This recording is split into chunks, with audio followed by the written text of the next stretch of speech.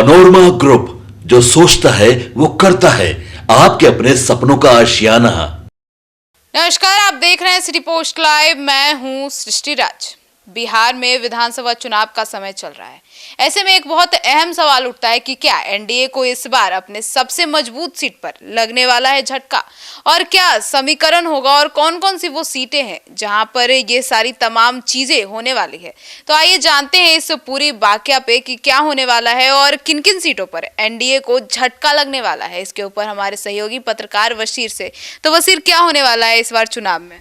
देखिए, इस बार जो है चुनाव में जो एनडीए की सबसे मजबूत सीटें हैं, मैं अभी पहले 3 सीटों की बात करूंगा, मोकामा, कुम्हरार और पटना साहिब। सबसे पहले मोकामा की मैं बात कर लेता हूं।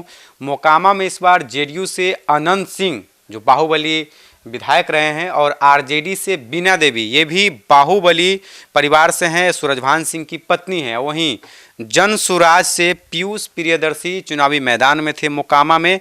लेकिन मोकामा का घटना आपको याद होगा, चुनाव से पहले वहाँ क्या घटनाएं हुई। दुलाचंद यादव की जो हत्या हुई, उसके बाद जो है समीकरण बदल गया, पूरी तरह से समीकरण बदल गया। अगरा पिछड़ा का वहाँ लड़ाई हुआ है, और कहा जा रहा है कि इसमें सबसे ज़्यादा फायदा जो है वो सूरजभान सिंह को मिला है। सूरजभान सिंह की पत्नी चुनावी मैदान में थी, और उसको फायदा इसलिए मिल रहा है क्योंकि पीयूष प्रियदर्शी को जो वोट अति पिछड़ा का मिलने वाला था, वो सारा वोट और यादव का वोट जो है सारा शिफ्ट कर गया है सूरजभान सिंह की तरफ, क्योंकि पीयूष प्रियदर्शी अनंत सिंह को नहीं हरा सकते थे। और वहाँ पर अगरा पिछड़ा की जब लड़ाई हुई तो लोग सोचे कि अनंत सिंह को हराना है, और हरा सकता है तो सूरजभान सिंह की पत्नी ही हरा सकती है, क्योंकि आरजेडी का वहाँ बेस है, अपना कुछ वोट बैंक है। और अति पिछड़ा का जो पीयूष प्रियदर्शी को वोट मिलने वाला था, वो सारा वोट कहीं ना कहीं आखिर समय में शिफ्ट कर गया है सूरजभान सिंह के तरफ। तो सूरजभान सिंह को इस बार जो है अगरा पिछड़ा का लड़ाई होने से फ़ायदा मिला है, और अनंत सिंह को कहीं ना कहीं वहाँ पर झटका लग सकता है। लेकिन लड़ाई वहाँ पर अभी कांटे की टक्कर है, 50-50 का मामला बना हुआ है। जो 50-50 क्या, कोई उम्मीदवार वहाँ चुनाव लड़ता था तो अनंत सिंह अभी भी कहे हैं कि जमानत जब्त हो जाएगी, 1 लाख से या 80,000 से हम वोट इस बार जो है चुनाव जीतेंगे। लेकिन इस बार कुछ कहा नहीं जा सकता है। अनंत सिंह जो दावा करते हैं, वो दावा इस बार कहीं ना कहीं खोखला साबित हो सकता है, क्योंकि इस बार जो है सामने उम्मीदवार था वो काफ़ी मजबूत था।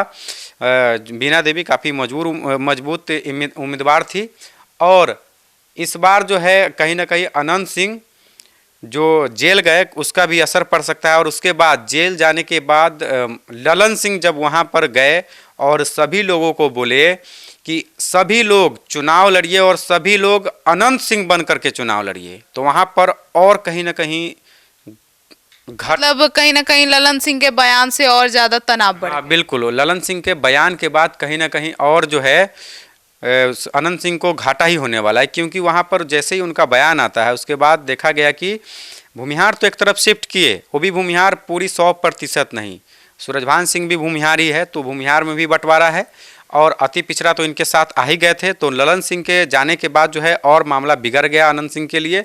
और जब 14 तारीख को रिजल्ट आएगा तो ये देखना होगा कि क्या कुछ वहाँ पर हुआ है। अनंत सिंह अगर जीत जाते तो सब बात ही खत्म हो जाएगी। कहीं न कहीं अगर सूरजभान सिंह चुनाव जीत जाते, उनकी वाइफ जो है वो चुनाव जीत जाती है, तो कहीं ना कहीं ललन सिंह पर ठिकरा फोड़ा जाएगा कि जैसे ही वो जेल जाते हैं, ये सब प्रकरण होता है मोकामा में, उसके बाद ललन सिंह के जाने के बाद ही मामला बिगड़ेगा, और बिगड़ा है ऐसी जो है बाद में ज़रूर कहा जाएगी। इस बात को ज़रूर लोग ध्यान में रखेंगे कि ललन सिंह के आने से कहीं ना कहीं एक जो वोट बैंक है अति पिछड़े का, वो एक मुश्त गोलबंद हो गया, और जो पीयूष प्रियदर्शी के नाम पर कुछ वोट बंटने वाले थे, वो सारा वोट शिफ्ट कर गया बीना देवी के तरफ। तो मोकामा में एक बड़ा झटका लग सकता है। और कौन कौन सी सीटें हैं? और दूसरी सीट हम बात कर लेते हैं कुम्हरार की। कुम्हरार की सीट है, ये बीजेपी की परंपरागत सीट है, और काफ़ी मजबूत सीट थी। यहाँ से पहले अरुण कुमार सिन्हा चुनाव लड़ते थे, लेकिन इस बार जो है बीजेपी वहाँ से टिकट उनका काट दिया, संजय कुमार गुप्ता को टिकट दिया गया था। मैंने पहले ही बताया, अरुण कुमार सिन्हा का टिकट काटकर वहीं राजद ने इंद्रदीप कुमार चंद्रवंशी को टिकट दिया था, और जन सुराज ने केसी सिन्हा को टिकट दिया है। केसी सिन्हा बहुत बड़े लेखक है, और मैं और आप जो बिहार बोर्ड से पढ़े होंगे, सब जो है उनकी लिखी हुई किताबें, जो गणित की किताब है वो पढ़े होंगे। तो केसी सिन्हा की वजह से वहाँ पर त्रिकोणीय मुकाबला बन गया है। और उसके बाद सबसे बड़ा फैक्टर है जो उनके पुराने नेता थे अरुण कुमार सिन्हा, उनका टिकट काटा गया। कहीं ना कहीं जो बीजेपी का बेस वोट बैंक है उसमें कहीं ना कहीं बंटवारा हुआ है और ज़्यादातर जो सिन्हा समाज के जो लोग हैं वो केसी सिन्हा के तरफ गए हैं। और जो वहाँ पर आरजेडी ने जिसको टिकट दिया है और आरजेडी का जो जिस समीकरण से वहाँ पर टिकट दिया है आरजेडी की तरफ भी वोट आया है। तो कहीं ना कहीं वहाँ पर नाराज़गी होने के वजह से, क्योंकि अरुण कुमार सिन्हा का टिकट काटा गया है, आरजेडी का वोट तो इंटैक्ट है लेकिन बीजेपी के वोट में बंटवारा हुआ है और कहीं ना कहीं वहाँ पर आरजेडी को फ़ायदा हो सकता है। आरजेडी वहाँ से निकल सकती है क्योंकि कुम्हरार कहाँ नहीं जा सकता है कुछ भी, क्योंकि कुम्हरार में जो है भीतर घात होने की संभावना है। वहाँ पर जो है एक मुश्त वोट जो बीजेपी को मिलता था वैसा समीकरण इस बार नहीं है। तो कुम्हरार जो बीजेपी की सबसे सेफ सीट मानी जाती थी, पटना की कई सीट जो है जो बीजेपी का सबसे सेफ सीट होता था, लेकिन इस बार जो है कुम्हरार में लालटेन का रोशनी जल सकता है। वहीं दूसरी सीट की आप बात करेंगे, तीसरी सीट की, तीसरी सीट जो है वो पटना साहिब की सीट है। वहाँ पर भी बीजेपी के दिग्गज नेता वहाँ पर चुनाव लड़ते थे। नंद किशोर यादव मंत्री भी रहे हैं, विधानसभा अध्यक्ष भी थे अभी, उनका टिकट काट दिया गया है। इसको लेकर के कहीं ना कहीं काफ़ी ज़्यादा वहाँ पर बीजेपी के कोर वोटर में नाराज़गी थी। तो वहाँ पर वोट का बंटवारा हुआ है और यादव समाज के ही नेता हैं, कांग्रेस के काफ़ी पढ़े लिखे नेता हैं, लंदन से पढ़ करके आए थे, शशांक शेखर यादव, इनको टिकट दिया गया था कांग्रेस के तरफ से। तो कांग्रेस के तरफ से ये काफ़ी मजबूत उम्मीदवार थे और कहीं ना कहीं यहाँ पर भीतरी सपोर्ट जो है नंद किशोर यादव का मिला है कांग्रेस के उम्मीदवार को। तो मैं बड़ी खबर बता रहा हूँ और सूत्रों के हवाले से है कि वहाँ पर भीतर घात हुआ है। बीजेपी का जो कोर वोटर है जो एकमुश्त वोट देता था नंद किशोर यादव को, वो काफ़ी दिग्गज नेता थे, उनका टिकट काटने से वोटरों में कहीं ना कहीं नाराज़गी थी। तो वोट का बंटवारा हुआ है और कांग्रेस जो इस उम्मीदवार को टिकट दिया है वो भी पढ़े लिखे और यादव समाज के ही थे।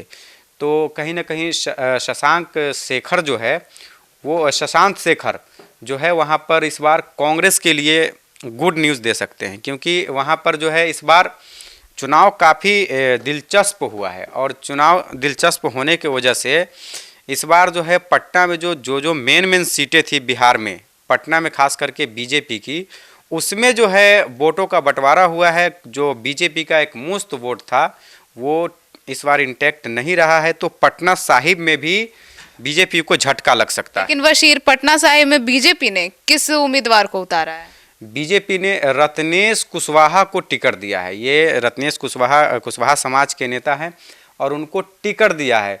तो पहले ही बताया कि नंद किशोर यादव का टिकट कट गया है, उनको कहा जा रहा है कि उनकी उम्र अब हो गई है, अब जो है नए उम्मीदवार को उतारा जाए। पटना में प्रयोग था नए उम्मीदवार उतारने का, लेकिन ये प्रयोग 14 नवंबर को पता चलेगा कि यह प्रयोग कितना सही साबित होता है बीजेपी के लिए। रत्नेश कुशवाहा पहली बार वहाँ से चुनाव लड़ रहे हैं और कांग्रेस इस सीट पर लड़ रही है। तो कांग्रेस के उम्मीदवार काफ़ी मजबूत है और वहाँ पर जो है मैंने पहले ही बताया कि वोटों का बंटवारा हुआ है। और अब जो है ये 3 सीट मोकामा, कुम्हरार, पटना साहिब, यहाँ पर कभी नहीं जीतती थी आरजेडी या कांग्रेस, लेकिन इस बार जो है कहीं ना कहीं बड़ा झटका लग सकता है एनडीए को। और ये सीट का जब ऐसा हाल है, अगर इस सीट पर अगर हार जाती है एनडीए, तो बाकी बिहार में भी काफ़ी उलटफेर होने की संभावना है। बिहार में जब 14 नवंबर को पूरे बिहार का रिजल्ट आएगा, अगर ये सीट हारते हैं तो कहीं ना कहीं पूरे बिहार का समीकरण ही कुछ बदल जाएगा। और जो प्रत्याशी जिस तरह से महागठबंधन ने जाति समीकरण देख करके हर सीट पर उम्मीदवार को उतारा है, हर सीट पर यानी कि काफ़ी सोच समझ करके इस बार जातीय समीकरण को साध करके महागठबंधन अपने उम्मीदवार को चुनावी मैदान में उतारा है। तो इसीलिए कहीं ना कहीं इस बार चौंकाने वाला रिजल्ट बिहार में आ सकता है। तो सुना आपने हमारे इस डिबेट को, तो इन 3 सीटों पर एनडीए को झटका लग सकता है। अब इन 3 सीटों को लेकर आपकी क्या राय है और किस पार्टी का झंडा इन तीनों सीटों पर लहरेगा, इस पे आप अपनी राय कमेंट सेक्शन में बताना बिल्कुल ना भूलें। तो फिलहाल इस खबर में इतना ही। आगे की खबरों के लिए जुड़े रहिए हमारे साथ। धन्यवाद।